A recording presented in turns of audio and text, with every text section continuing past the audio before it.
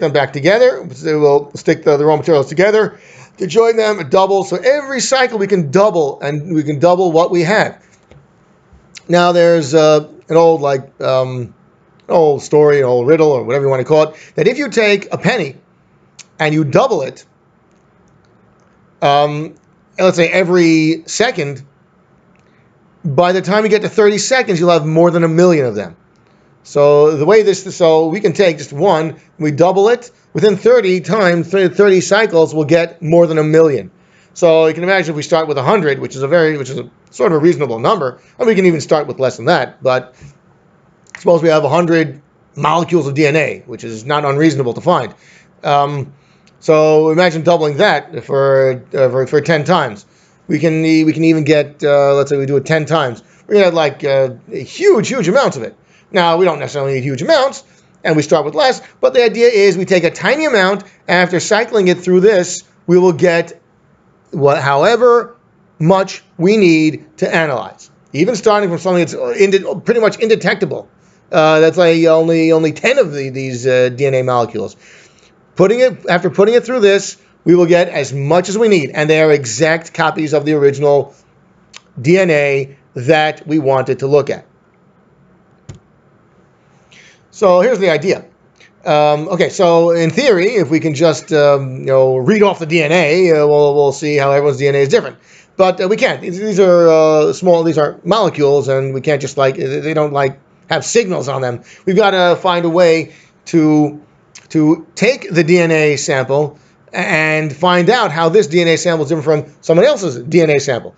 So the fact is that if people are identical twins, then they receive the exact same genes, the same DNA from the parents. These two people, they start over receiving DNA, then they split. So everyone's DNA is the same. So it can't differentiate between identical twins. Between two different people, DNA will always show a difference between them. So what we do is we look at a certain part of the DNA. Let's say an easily identified or replicated part of the DNA. Let's say 100 base pairs. We'll talk about a number of them. Let's just give it a number of 100 just to start with. Let's say we have 100 base pairs. We know that let's say base pair number 232 to number 233. Again, I'm just throwing out numbers here. 232 to 233. We'll look at those and we see, hey, 232 to 332. Let's say those 100 base pairs are very different. Now, out of 10 people, if I find one of them might be the same. Okay, so if we just take a look at that, you have a 1 out of 10 chance that the people have the same ones.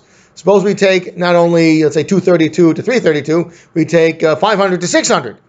And again, if you want to compare those 500 600, there's also they're different for everybody, but it's possible. There's a 1 out of 10 chance you're going to find that two people have the same ones. So if they have the same from 232 to 332 and 500 to 600, that's like a 1 out of 100 chance. So that's very unlikely that if we take both of those places and we analyze both those easily seen and replicated places, that they're the same. That they're the same with two different samples. Chances are they're actually the same person that developed them, rather than the 1 out of 100 chance that it's from two different people that randomly happen to have that. Now, we'll talk about this a little bit more later, but that's the idea. We take certain parts of the DNA, we look at those. These are easily seen, easily identified using our devices, our tools. They're easily identified, easily replicated, easily differentiated too. So we look at that. We don't look at the entire DNA strand. Although in theory it's possible, but we don't do that. I don't know if we can do that but in theory it should be possible. But we're looking at, again, so the point is we look at parts, certain parts, easily identifiable, easily recognizable, and easily replicated parts of the DNA. There are 16 of them that we use in the modern DNA analysis. There was an earlier type of DNA analysis. We're not going to be talking about that. These are called the short tandem repeats. That's what these, and there are 16 of them that we look at. So if we can get, let's say, a DNA sample, we say, okay, let's identify these 16 short tandem repeats in the DNA. Again, we can identify them, we can replicate them, we can recognize them. So we're going to do that to these 16 on that DNA sample. We'll replicate them, and we have now we have plenty of each of these short tandem repeat areas of the DNA. So we have it, and we can put them through what we call gel electrophoresis. It's a kind, or capillary electrophoresis. It's a kind of chromatography where there's whatever, you start off with let's say you put the sample over here.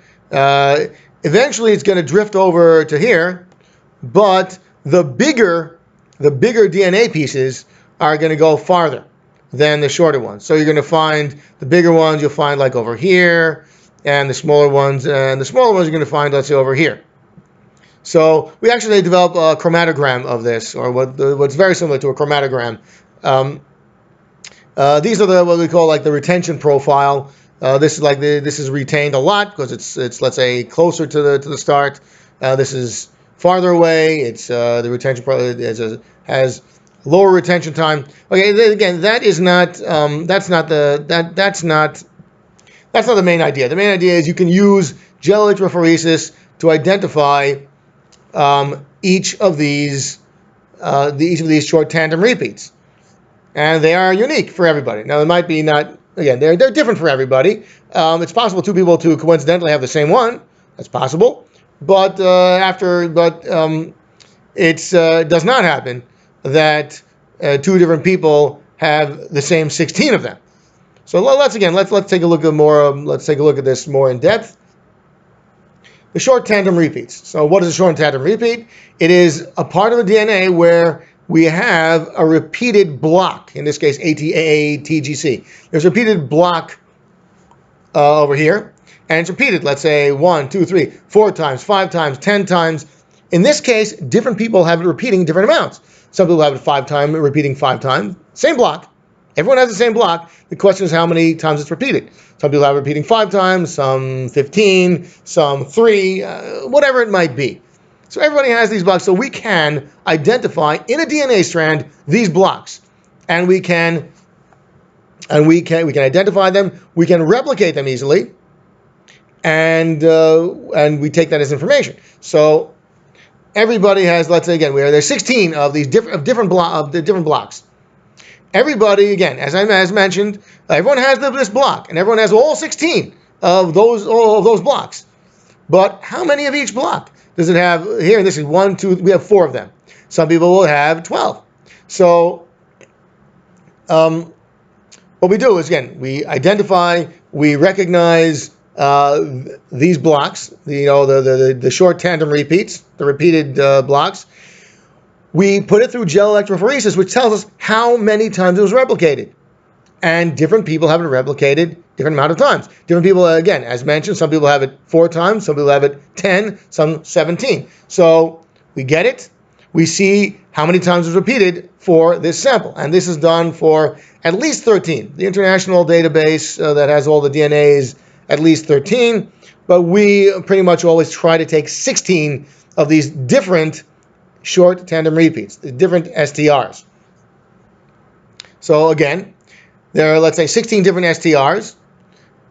Each person might have a different repeat number for each of these 16 STRs. And we can identify or differentiate between the people by the different amount of blocks per STR. We use short tandem repeats.